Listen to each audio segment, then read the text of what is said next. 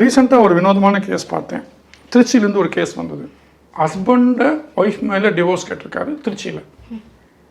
அந்த கேஸில் ஒய்ஃப் வந்து பத்திரகாளி அதுன்னு சொல்லி கற்பனைகள்லாம் அந்த அட்வொகேட் சொன்னாரான்னு தெரில, இல்லை அந்த அட்வொகேட் மிகப்பெரிய எழுத்தாளராக இருக்கணும், அவ்வளோ பிரமாதமாக சுவாரஸ்யமாக கதையெல்லாம் சொல்லி டிவோர்ஸ் கேட்டிருக்காரு.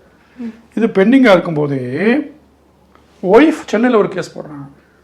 ஹஸ்பண்ட் வந்து இஸ் இம்பார்ட்டன்ட் சொல்லி அந்த ஒய்ஃபோட அட்வொகேட்டு அவர் சுவாரஸ்யமாக ஒரு 10 பக்கத்துக்கு கதையெல்லாம் சொல்லி அது அடல்ட்ரிலாம் சேர்த்து எல்லாம் சேர்த்து, இம்பார்ட்டன்ட்னாலே அடல்ட்ரி வராது, எல்லாம் சேர்த்து ஒரு கதை சொல்லியிருக்காரு.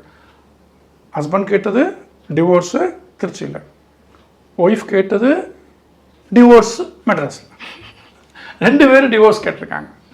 அப்புறம் என்ன பண்ணோன்னா ஹஸ்பண்ட் ஒய்ஃப் போட்ட கேஸை வந்து காரணம் சொல்லி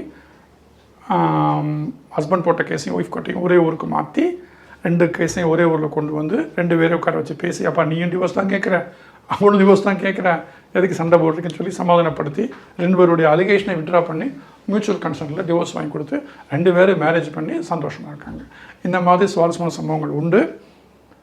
20 தடவை 30 தடவை உட்காந்து பேசி மீடியேஷன்லையோ கான்சலேஷன் பேசி எனக்கு 5 கோடி கொடுத்தா தான் நான் டிவோர்ஸ் கொடுப்பேன்னு சொல்லி பிடிவாதம் பண்ணி வாழ்க்கையை தொலைச்சி இன்னும் படிப்படியாக ஏறுற கிளைண்ட் இருக்காங்க. இதுக்கு ஜாலி நோட்டில் முடிக்கலான்னு பார்த்தாலும் இவங்களை பார்த்தா பாவமாக இருக்குது. அதாவது வாழ்கிற வாழ்க்கை வந்து இன்றைக்குள்ள வாழ்க்கை முக்கியம்.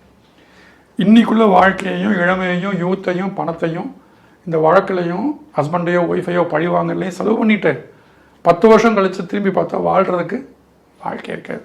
அந்த நான் வந்து சீரியஸ் நோட்டாக சொல்கிறது, சிரிக்காமல் ஜாலிக்காமல் சொல்கிறது வந்து பிடிக்கலைன்னா குட் பை சொல்லி வரீங்க. நான் அந்த காலத்தில் நம்மளுடைய பேரண்ட்ஸ் பீரியடில் வந்து வேறு வழி இல்லை, அங்கே தான் இருந்தாகணும், வீட்டில் இன்னொரு மேரேஜில் பண்ண மாட்டாங்க, வரிசையாக 4-5 குழந்தைங்க பின்னால் இருக்கும், இன்னொரு வாய்ப்பு இல்லை. நம்ம ஜென்ரேஷனில் அட்ஜஸ்ட் பண்ணி போக கற்றுக்கிட்டோம். இன்றைக்கி வந்து டேக் இட் ஈஸி ஜென்ரேஷன். நீங்கள் பிடிக்கலையா golden handshake, good bye, நீ வேறு லைஃப் பார்த்துக்கோ, அந்த லைஃப் பார்த்துக்கணும்.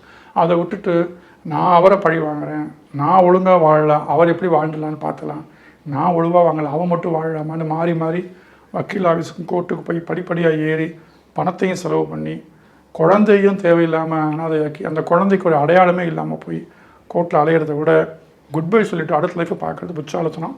அந்த புச்சாலத்தனத்தை இந்த காலத்து இளைஞர்களுக்கு ஒருவேளை அப்படி ஒரு சூழ்நிலை வந்தால், வாழ முடியாத சூழ்நிலை வந்தால், அந்த முடிவுக்கு வர்றதுக்கு அவங்க வந்து தயாரிக்கிறதுக்கு வந்தால் வாழ்க்கையில் சந்தோஷமாக இருக்கலாம். 30 வயசுலையோ 40 வயசுலையோ.